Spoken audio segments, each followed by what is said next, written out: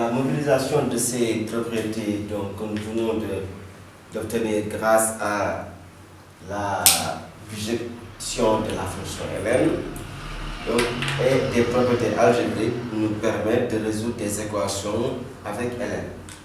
Donc, exemple, résoudre dans R chacune des équations suivantes. La première équation, ln de x plus 3 moins ln de x moins 5 égale 15. 2. ln de 2x plus 8 moins ln de 3x plus 2 égale ln de x plus 1. Et enfin 3. ln cube de x sur x moins 2 moins ln carré de x sur x moins 2 moins 3 ln de x sur x moins 2 égale 0.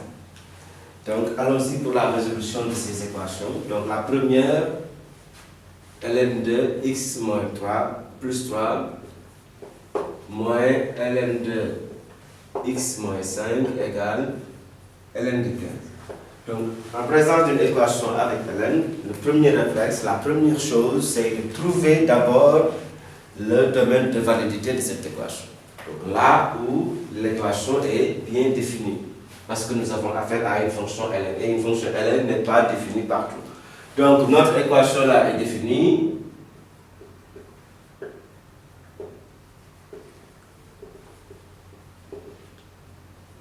Voilà. Si et seulement si, quelles sont les conditions? Donc, toute expression à laquelle on applique ln doit être strictement positive. Là, nous avons ln de x plus 3, donc il faut que x plus 3 soit strictement supérieur à 0. Ensuite, on a quoi? Ln de x plus moins 5, il faut aussi que x moins 5 soit strictement positif. Et enfin, ln de 15 est déjà positif, strictement. Donc, nous devons résoudre ces deux inéquations et l'ensemble de solutions, c'est là où notre équation est définie.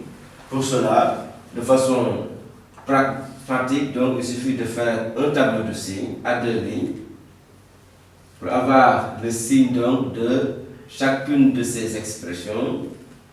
X plus 3, x moins 5, x plus 3 qui s'annule en moins 3 et x moins 5 en 5.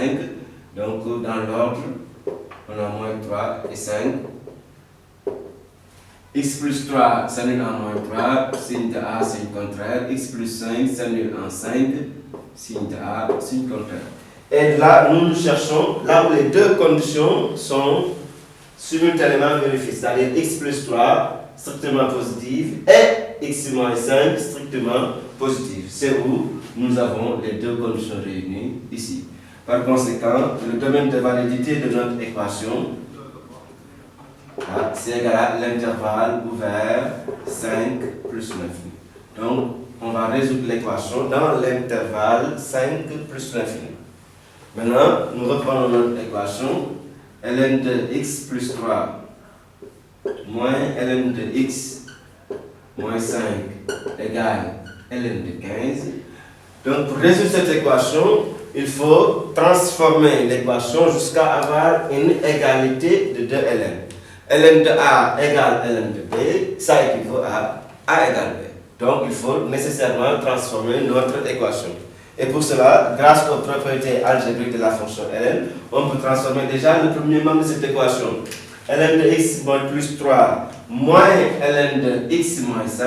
Là, nous avons la propriété donc, algébrique qui nous disait quoi? Que ln de, donc elle était donnée sous cette forme, a sur b égale ln de a moins ln de b.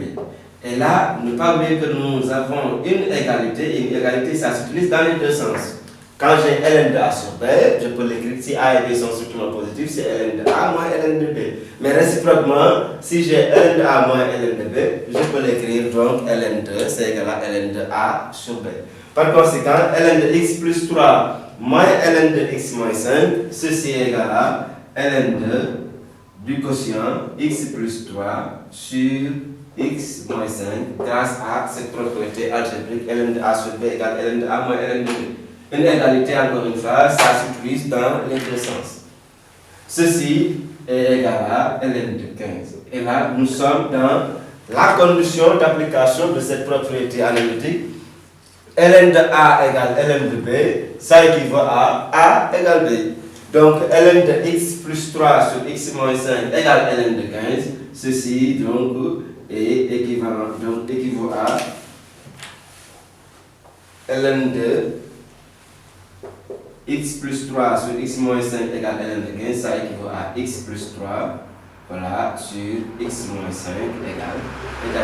Et là, on obtient l'équation du premier degré relativement simple. Il suffit de faire le produit donc des moins x plus 3 égale produit des extrêmes 15 facteur de x moins 5, ce qui nous donne x plus 3 égale 15x moins 75. Voilà. X plus 3 égale 15x moins 75. Ce qui donne moins 14x égale moins 78. Donc x égale 78 14e.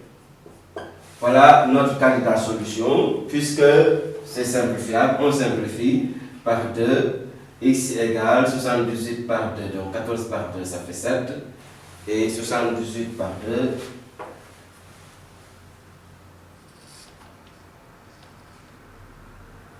39. Voilà.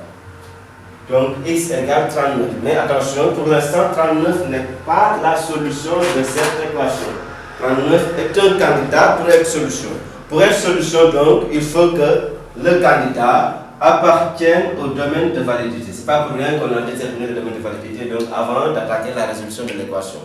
Donc, pour être candidat, il faut que, pour être solution, il faut que le candidat appartienne à l'intervalle 5 plus 9, c'est-à-dire supérieur à 5. Et 39 sur 7, donc ça fait 5, puisque 35, donc voilà. Et ceci appartient au domaine de validité. Par conséquent, notre solution, c'est égal à, au singleton 39 cinquièmes. Voilà la solution de cette équation, donc cette équation avec ln. Première chose à faire donc, lorsqu'on a une équation avec ln, c'est de trouver le domaine de validité là où l'équation est bien définie. Et pour cela, il faut poser toutes les conditions. Toute expression à laquelle on applique ln doit être strictement positive. Ln de x plus 3, il faut que x plus 3 soit strictement positif. Ln de x moins 5, il faut que x moins 5 soit strictement positif. Et là où les deux conditions sont réunies, après avoir donc dressé le tableau de signes, on va essayer sur l'intervalle 5 plus 9 finis. Après cela, il suffit de transformer votre équation avec ln jusqu'à avoir une égalité de 2 ln. Ln de A égale ln de B, ça équivaut à A égale B. Pour cela, donc, grâce aux propriétés algébriques de la fonction ln, ln de x moins 3 moins ln de x plus 5, c'est ln de A moins ln de B, c'est égal à ln de A sur B, et on obtient égalité de 2 ln, ce qui donne l'égalité des deux expressions. Puis on résout l'équation, les valeurs trouvées sont les candidats solutions.